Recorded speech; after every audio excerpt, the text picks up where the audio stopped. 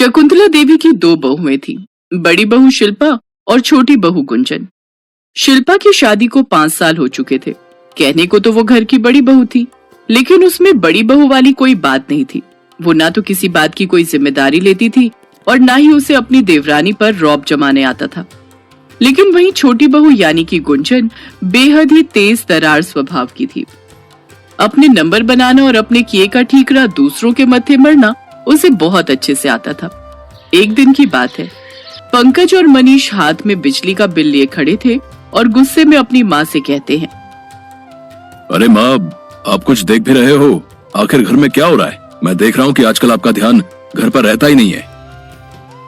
पहेलियां मत बुझाओ और साफ साफ बता कि आखिर हुआ क्या है। माँ, आपको पता भी है इस महीने पूरे 12,000 का बिजली का बिल आया है। हम दोनों भाई और पापा तो सुबह सुबह काम पर निकल जाते हैं, लेकिन हमें समझ नहीं आता आप तीनों पीछे से ऐसा क्या करती हैं जो इतना ज्यादा बिजली का बिल आ रहा है। अरे बेटा, अब मैं क्या कहूँ, तुम दोनों की बीवियां तो बस खाना बनाने रसोई में आती हैं। उसके बाद तो सारा दिन अपने अपने कमरों में आराम ही फरमाती हैं। और मुझ बुढ़िया का क्या है, सारा दिन अकेले अपने कमरे में पड़ी रहती हूँ। ये बुढ़ापा भी बहुत बुरी बीमारी है बेटा, कोई पास बैठने को तैयार नहीं है। इसलिए मैं तो बस टीवी में ही हरि नाम देखकर काम चला लेती हूँ। अच्छा सासू माँ, हरि नाम कब देखती हैं आप? आप तो दिन भर बस बिग बॉस और अनुपमा ही देखती रहती हैं, और वो भी 3-3 बार रिपीट टेलीकास्ट। चल चल, अब अपनी जुबान मत चला। हाँ, कभी कभार अनुपमा और वो बिग बॉस देख लेते हैं मन बहलाने के लिए। गुंजन माँ ठीक कह रही है, तुम सारा दिन अपने रूम में ही रहती हो। आखिर तुम करती क्या हो सारा दिन कमरे में? सारा दिन तो हमारा काम में ही जाता है जी। अब थोड़ा वक्त मिलता है अपने लिए, तो क्या हम उसमें अपनी मर्जी का टीवी भी नहीं देख सकते क्या? तो कौन मना कर रहा है, लेकिन माँ के साथ बैठकर देख लिया करो। इससे एक ही जगह की लाइट, पंखा और टीवी चलेगा। मुझे तो ये नाटक वाटक पसंद ही नहीं है। मैं तो टीवी में मूवीज देखती हूँ। सही तो कह रही है गुंजन, हम सबकी अपनी पसंद होती है। अच्छा, मतलब घर में 3 टीवी हैं तो तीनों टीवी ही चलेंगे क्या? 3 नहीं 4। बच्चे भी तो अपनी पसंद का कुछ देखेंगे कि नहीं? वो सब हॉल में बैठकर कार्टून देखते हैं। ऐसे ही अगले दिन, शिल्पा ये क्या है, तुम यहाँ रूम में बैठी हो और किचन में लाइट और एग्जॉस्ट फैन ऑन है। हाँ तो बार बार किचन में आना जाना लगा रहता है, तो क्या सारा दिन स्विच ही ऑन ऑफ करती रहूं? और गुंजन, तुमने ये बाथरूम की लाइट और एग्जॉस्ट फैन क्यों खुला छोड़ रखा है? ओफो मनीष, अब तुम भी भैया की तरह हर छोटी छोटी बात के लिए चिक चिक बाजी करने लग गए। गुंजन, मैं तुम्हें समझा रहा हूँ, कल भी तुमने कपड़े प्रेस करके आधे घंटे तक प्रेस का बटन ऑन रखा। हाँ तो रह गया होगा ऑन, भूल गई होंगी। मनीष ने ऐसे बात समझ नहीं आएगी, इसलिए अब से घर का ये नियम है कि जो भी बेफिजूल की बिजली की खपत करेगा ना, अब से वही बिजली का बिल भरेगा। अरे लेकिन हम कहाँ से भरेंगे? हम कोई कमाने थोड़ी ना जाते हैं। वो तुम जानो, चाहे अपनी पॉकेट मनी से भरो या कहीं से भी भरो, वो हम नहीं जानते। इतना कहकर वो ऑफिस के लिए निकल जाते हैं। हो ना हो ये जेठानी जी का ही काम है मम्मी जी।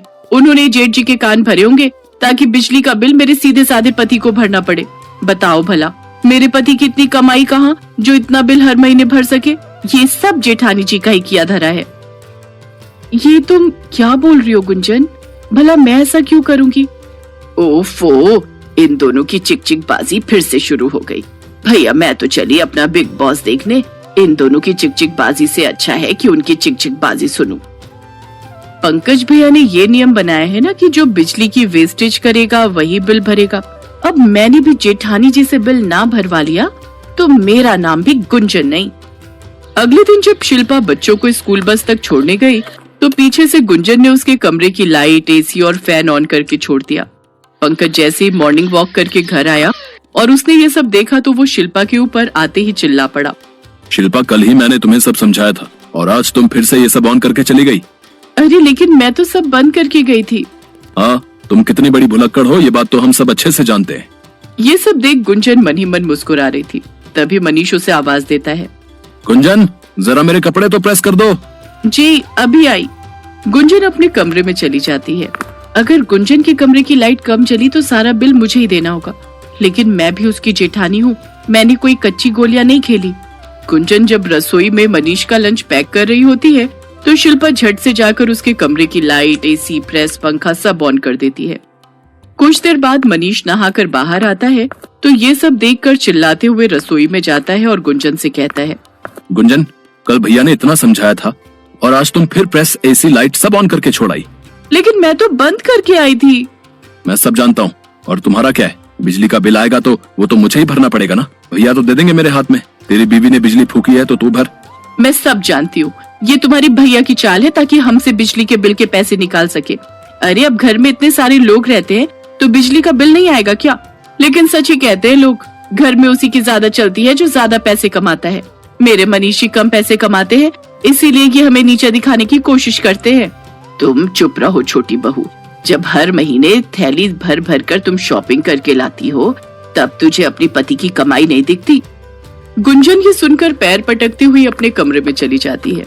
इसके बाद दोनों बहुओं पर नजर रखने की जिम्मेदारी मनीष अपनी माँ पर छोड़ता है, जिससे बेचारी शकुंतला का दिन और रात का चैन ही खो गया था। वो तो बस चौकीदार बनकर कभी बड़ी बहू तो कभी छोटी बहू के कमरे में डोलती रहती। 10 दिन में शकुंतला इस चौकीदारी से तंग आ गई, तो वही दोनों बहुएं छुप छुप कर एक दूसरे के कमरे की लाइट ऑन कर देती।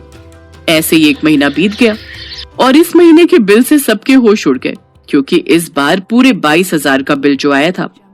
दोनों बहुओं ने एक दूसरे का बिल लाने के चक्कर में अच्छा खासा बिल ही ला दिया।